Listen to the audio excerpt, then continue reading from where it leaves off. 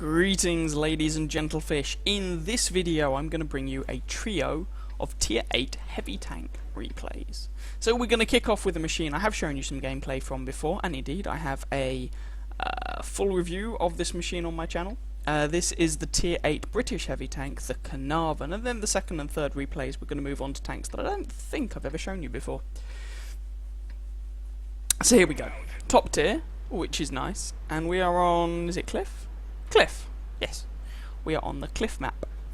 Having a quick look at both team compositions, we definitely have the heavy tank advantage, as in the enemy team only has 2 heavy tanks, and neither of those are top tier, but they are T29s and they are platoon, so not to be underestimated. So we definitely have the heavy tank advantage, which in many games is a good thing, as, let's be honest, generally speaking, light tanks, medium tanks are harder to play than a heavy tank, because you don't have that armour to rely on. You're having to rely more on your mobility, your speed. So I think it would be fair to say that your typical World of Tanks player probably does better in their heavy tanks than they do in mediums or lights. In fact, statistically I do better in heavy tanks than I do in mediums, even though I generally prefer the medium tanks, so go figure. Anyway, I tried to take a shot on the move at one of those light tanks there, just because why not? The accuracy on the move of this tank is actually not terrible, and I really don't want them to shoot me in the bum. Oh god. So I'm coming around here to try and apply some pressure to the guys, often light and medium tanks, who tend to rush up to where the AMX CDC is, basically. So I'm trying to give this T44 a bit of a hand. There we go. Put a shot into the AMX CDC. Now there's a very YOLO AMX ELC who has rushed through to B7. This is on the enemy team. They've rushed through our lines. I can't remember how long he's going to last, but we shall see. AMX 1375 is no more. There we go. There's a kill. And a bit more damage. Hurrah! The enemy artillery nails our 112. Oh dear. That's not good, because that's the early loss of a top tier heavy tank, and actually his platoon mate in the FCM is also dead, so we've lost that, both of those top tier heavy tanks. I say the FCM's a heavy tank, technically it is, even though really it plays more like a big chunky medium. Right, that little light tank is threatening our artillery, so I need to threaten him. Shot misses though. I don't think it was particularly well aimed, if I'm honest. And there we go, one into him, one more shot to finish off this guy, and the MT25 picks up the kill, but we lost our M12 artillery piece into the bargain, so not exactly an optimal trade, but, you know, them's the breaks. So the scoreline's currently 5-5, this is a pretty even fight so far, though if you look at the machines that have been lost, we've lost 2 tier 8s and 3 tier 7s. One of those tier 7s gets tier 8 matchmaking, so to all intents and purposes we've lost 3 tier 8s and 2 tier 7s. The enemy team has lost, effectively, 2 tier 8s, 2 tier 7s and a tier 6. So, yeah. Although the scorelines look pretty even, we have lost the more valuable tanks. Although killing that T34-3 has evened things up a bit. Oh, hello, there's the enemy platoon, T29, T29 and T20. He puts one shot into my lower plate, I imagine. Can't actually see. Oh well, I'll put another shot into him. There's his buddy in the other T29, and although I'm not perfectly hull down, I'm trying to wiggle as much as I can and deny these guys easy shots at my lower plate, and there's artillery! Yay! Managed to put another shot into their T29 though. Now coming around this side of the mountain I knew was a bit of a risk. You tend to expose yourself to artillery, to tank destroyers and whatnot. Hello LTTB. Have some damage. So I knew it was a bit of a risk, but I thought we needed to apply pressure on the F6 area, otherwise I thought we were going to lose the hill. As it is, we lost the hill. There's kill number 2, again another light tank, this time the LTTB, and there's the third member of that platoon, that tier 7 platoon, the T20, and he's brought a friend with him. Oh, I take some pain for my troubles, which is kind of irritating, but let's try and push the advantage while the T29's reloading, and there we go. Their T29 has now fired, so I do have the reload on him. There we go, leave him on 111 health. T44 can potentially pick up the kill. Oh, but we have the third member of their platoon behind us. T44 nails the T29, our artillery nails their STA1. We've been reduced to very low health, and now we are pushing around this mountain as quickly as we can to stop taking shots in the rear. Their T20 is concentrating on our T44, but I managed to execute him for kill number 3, and that's the third member of that platoon. Okay. So I'm hoping we're going to get artillery fire onto this guy. Put a shot into his upper front plate. Our artillery has said they're targeting him.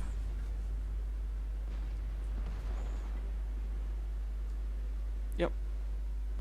Oh, damn it. He's using the 90mm gun. Damn. Damn.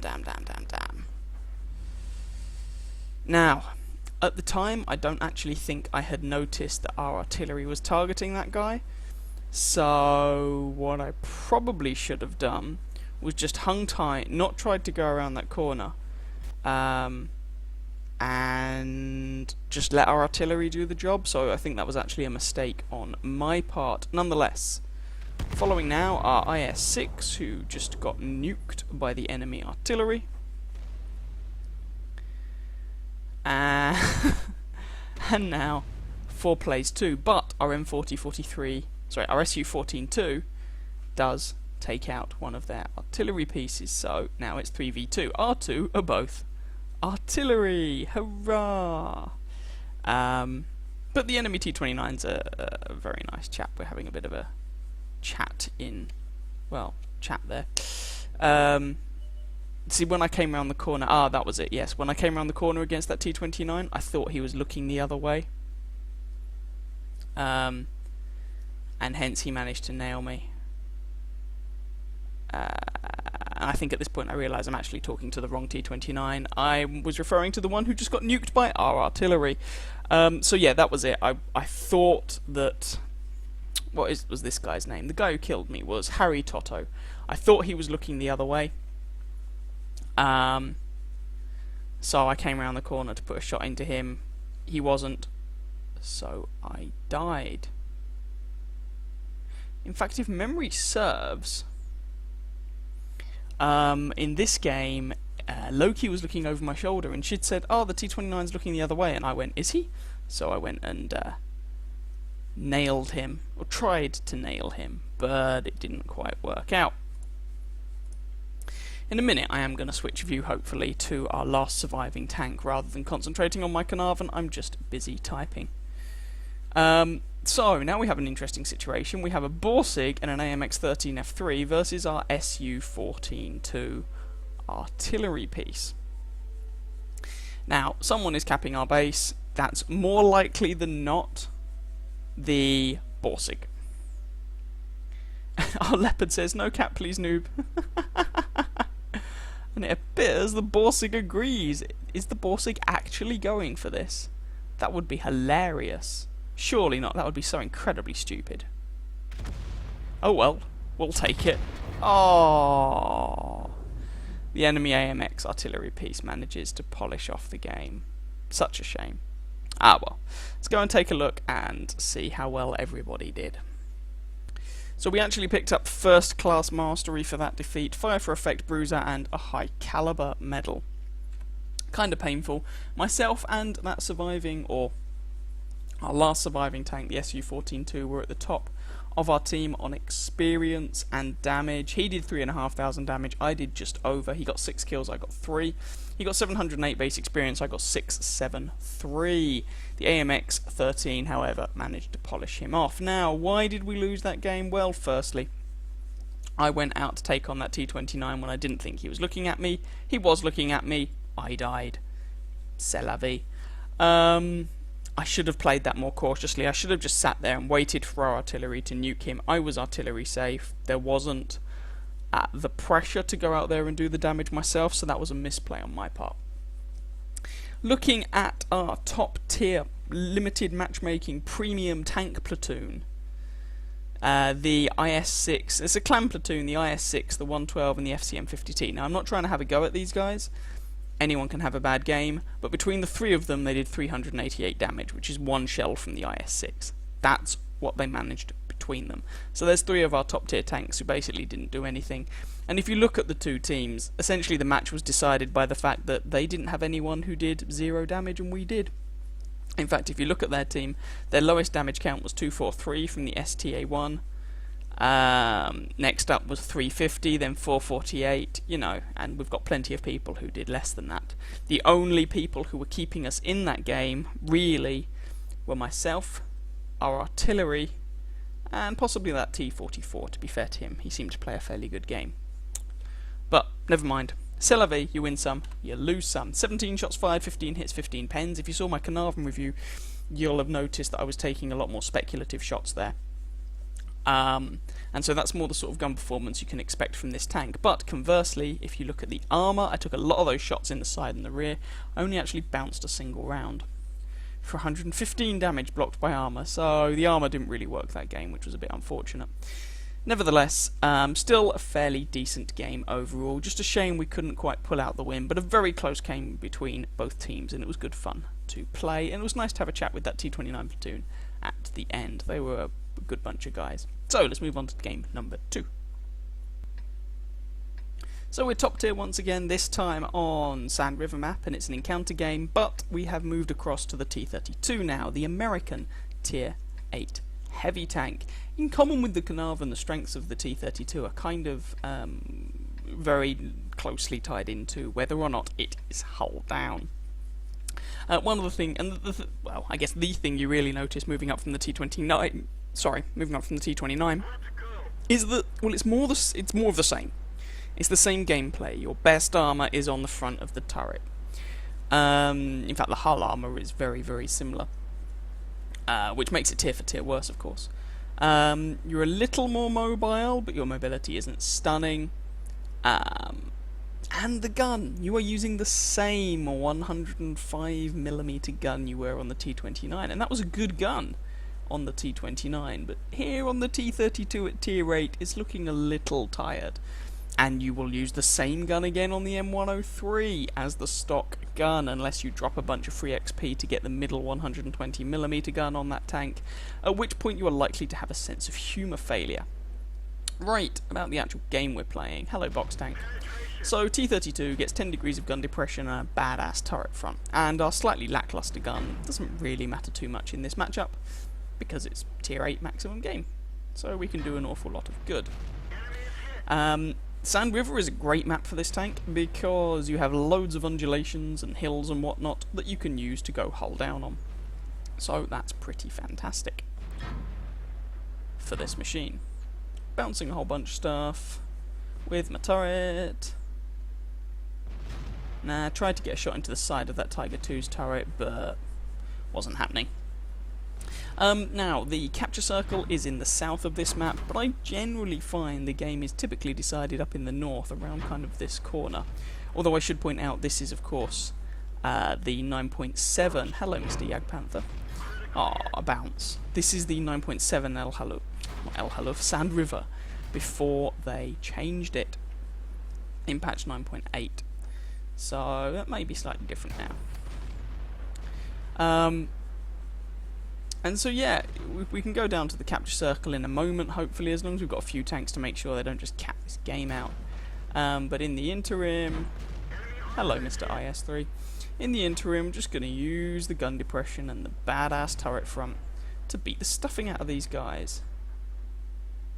And, ooh, we do manage to make that shot hit on the VK. Caernarvon blows our tracks off, and we're just going to sit here. There's no artillery in this game, I feel I should point out, and tanks that rely on hull down positions really don't take artillery well, as they tend to remain relatively stationary. Missed that Jagdpanther. There's the accuracy or lack of on this gun. And so far the scoreline is 1-1-1-2, so we are actually in fact losing. No, didn't reload in time to get a shot on that Tiger. Jagdpanther appears to be attempting to run away, which is quite an amusing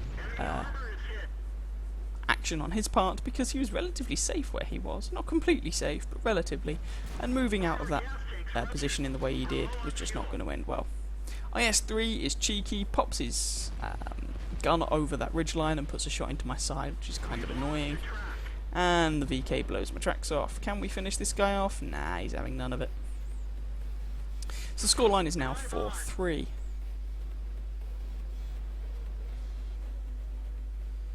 And top of the turret on the Caernarvon is a weak spot, so feel free to aim for it. I don't think the HD model has particularly changed that fact.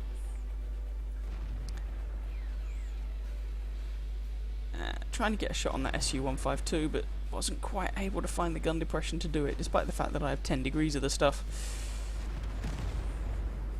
6-4. Side of the turret on a Tiger 2, yes please. And Super Purging is just going for it, and we bounce another shot from that VK. Now, I'm reluctant to give that tier 6 VK my side, because then you can just plump shots into my side armour, and that is potentially quite bad. Hello, Mr. Caernarvon. I will take the hit in order to pretty much guarantee the kill on you. And Tiger 2 is also down. Oh, an ISU. Oh, dear. Well, the ISU is missing a chunk of health now. And that VK who was on our flank is dead, but the Tiger 1 is still up there. So let's see if we can go and teach the Tiger 1 the error of his ways. So, VK4502A and KV3 on the enemy team are down by the cap. ISU is camping their base, because why wouldn't you? And Tiger 1 is up here, and we are hopefully going to have a dance with him. So this Tiger 1 has got me, a Type 58 and an AMX 1375, all scrabbling to kill him. Yeah, sounds like he's having a great day. That was a low damage roll. Jeez, I think the min damage roll on this gun is 240. That was only just above that. Ah, well, never mind. C'est la vie. Still more than the average damage roll from the Caernarvon's 20-pounder. AMX 1375 is annoying this guy and gaining the Tiger's attention. The Tiger promptly executes him, and now we're going to see how good a mountain goat the T32 is. Can it make its way up this incline? Come on! No, I stopped there, which means I don't think I can get any further up. Damn it. Need a bit of a run up.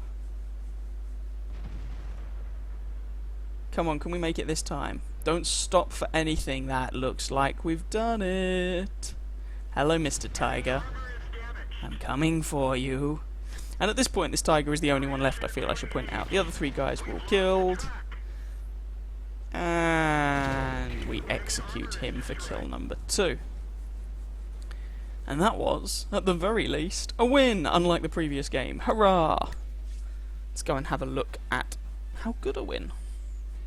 So that was another first-class mastery. Unbreakable, Duelist, Fire for Effect, Cool-Headed, Confederate, and Steel Wall. Not a bad slew of awards there. 3,473 damage, so slightly less than the Caernarvon in the previous game. 2 kills, 1,117 base experience. Puts us at the top of our team by either experience or damage. That ISU who I was taking the mick out of for camping base actually did over 4,000 damage, so credit where credit's due. 16 shots fired, 13 hits, 12 penetrations. Yeah, the gun's a bit dubious for that 3,473 damage, but perhaps more impressive is the 4,640 damage blocked by our armour, which was nice. Still making a healthy 15,500 credit profit, even though we were running a standard account. So there we go. There's a pair of gun depression based tier 8 heavy tanks. Let's go and have something a little different this time.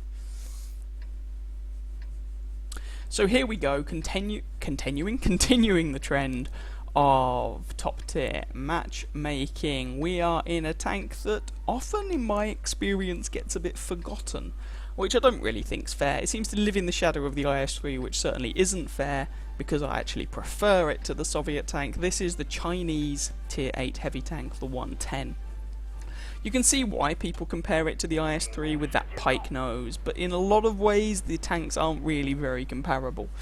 Despite the aesthetic similarities, the two actually play quite differently. So, tier 8 heavy tank, tier 8 match on Himmelsdorf. Oh, this could be very fun indeed.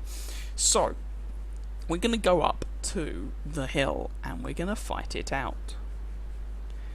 Now the 110, basically, it gets a 100mm gun, so it's not one of these typical derpy like Soviet and Chinese 122mm. It's a 100mm gun. It actually has the highest DPM of any non-premium Tier 8 heavy tank. Its penetration is a little lackluster, 215, but the accuracy is okay, if not astounding. The alpha damage is 320, and the aim time is alright. Frontal armour, pretty good with that pike nose. The lower plate is a bit weak. Turret is also pretty good, but you do have to worry about those cupolas. Mobility is fairly decent for a heavy tank, though the engine power does leave a little to be desired. Hello, Mr. M6. That's really not a good place for you to hang out. Now, what I'm going to do in this game is work this position for a lot of it. I'm basically using this rubble to... No, M6, take a hint. To cover up my lower plate. And I just want to pause it for a second and show you the kind of shot that the enemies have on me. So, depending on exactly where they are, they're seeing something like this. Basically, I'm angling my tank.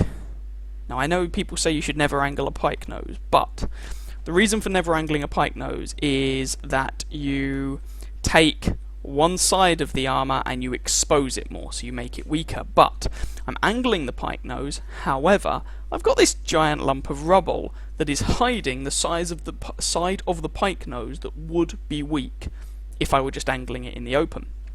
And so basically, I'm giving my enemy shots at the slightly angled left-hand pike of my tank. I'm slightly angling it, so that increases the armour value. So basically what I'm saying is that the way I'm playing on this corner, the way I'm intending to play it, is making penetrations on my hull very difficult. Now, they can penetrate my turret by aiming at the commander's hatches at the top. You can see there, especially the one on our right as we look at the tank. But from these sorts of ranges, they're not the easiest shots in the world to make. So, bearing that in mind, let's see how we can do.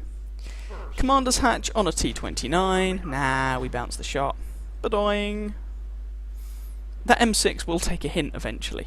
Surely, right? He must do. Because staying... Oh, never mind. There we go, just farmed all the health off of a Tier 6 heavy tank who seemed to think he could face a Tier 8 heavy tank who's in a very strong position. What you gonna do, eh? What you gonna do? Now, these T29s are slightly problematic. Hello, Commander's Hatch. There we go. There's the money shot. Because they mean I can't poke around that corner, really. But I can, however, shoot their Commander's Hatches if they would just sit still. So, the scoreline is 2-1. Our team is winning this. No, that shot missed. Like I say, the accuracy on this gun is not bad, but it's not the best either. T29 appears to be being a little cautious. Put a shot through the machine gun on the front of the Super Pershing. T29 is backing off. Now these shots are a little dangerous because I do expose my pike nose, potentially the weak side of my pike nose, but we bounce that shot anyway, and I bounce the shot from the T29 as well.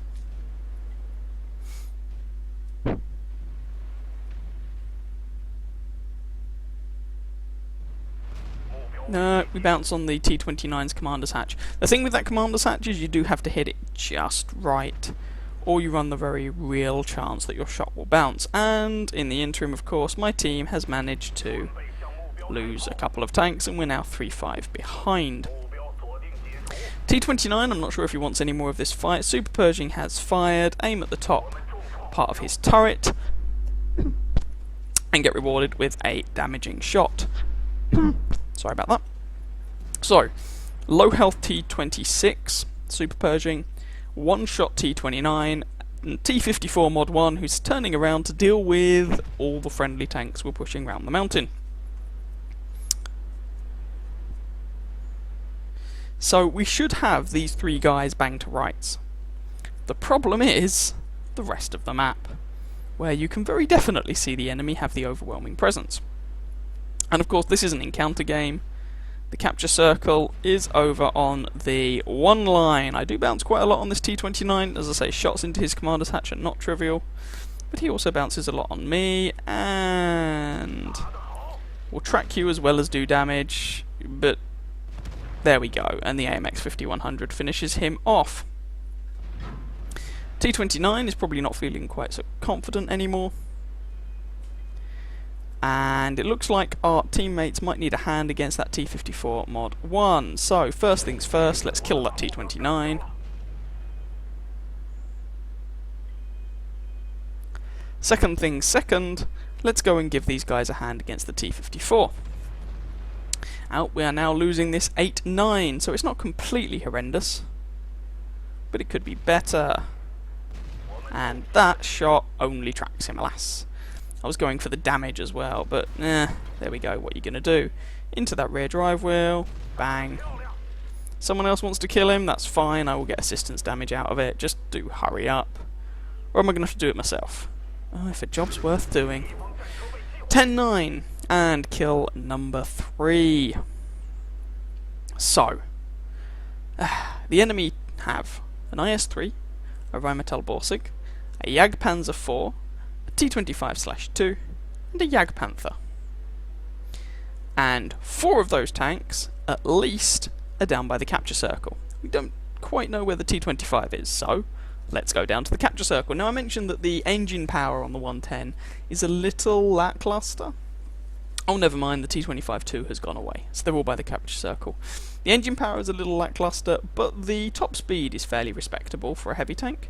As you can see, going down this hill, we're hitting about 50 kilometers an hour, which is nice.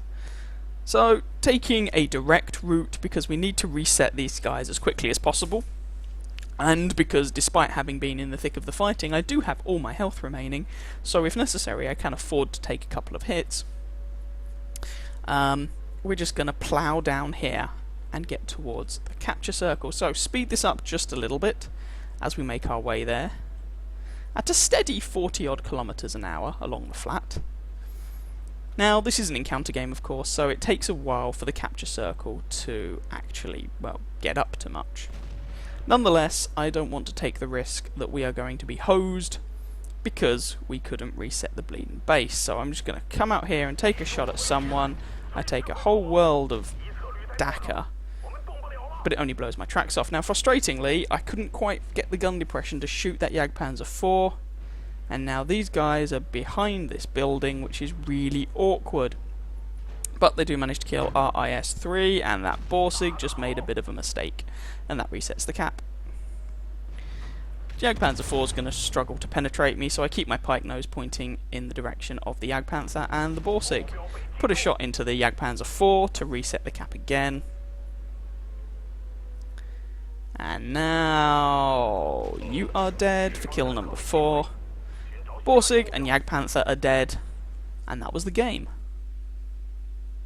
So, in the end, that ended up being quite a fun little game. We burned through a lot of our ammunition, especially trying to get the commander's hatch on that T29, but them's the breaks, they were tricky shots. So let's go and take a look at the post-battle results. Well, as we already knew, that was a win. It was also my ace tanker game in the 110. We also got Fire for Effect, Fighter, Unbreakable, Bruiser, Cool-Headed, High Caliber, and Steel Wall, none of which comes as a massive surprise. We did a good amount of damage, and we did block a lot. But how much? Well, we did 3,451 damage, got 4 kills, and got 1,333 base experience. So that was a pretty tasty game. We blocked 4,770 damage. We got hit 15 times, and not a single shot penetrated us. Now, the 110 is not overpowered, but the positions in which I was able to use it, that position up on the hill was just beautiful. I got a bit lucky against that trio of tank destroyers in the capture circle. I could very easily have taken a lot of damage there. I mean, the Jagdpanzer 4 wasn't a massive threat, but the Jagdpanther, and especially the Borsig, could have done a lot of damage to me. But thankfully all they did was blow my tracks off, so I didn't have to worry too much about that. So yeah, 4,770 damage blocked by armour, finished the game on full health, got 63 base defence points into the bargain, and made a 12,000 credit profit, even though we were running a standard account, and even though of our 24 shots, about half of them actually did damage, as a quarter of those 24 shots didn't even hit the target, and then another 3 didn't penetrate. So yeah, a nice run out, I thought, in the 110. And this is a tank I really like. This has become my favourite tier 8 heavy tank. Anyway, I hope you guys enjoyed that trio of games. They all brought something slightly different, although they were all top tier, I grant you, but it's just an excuse for a bit of a face smashing. I hope you guys enjoyed them, as I say. If you did, please feel free to catch some of my other videos and or subscribe to my channel, and I wish you very happy hunting on that battlefield. Ciao ciao.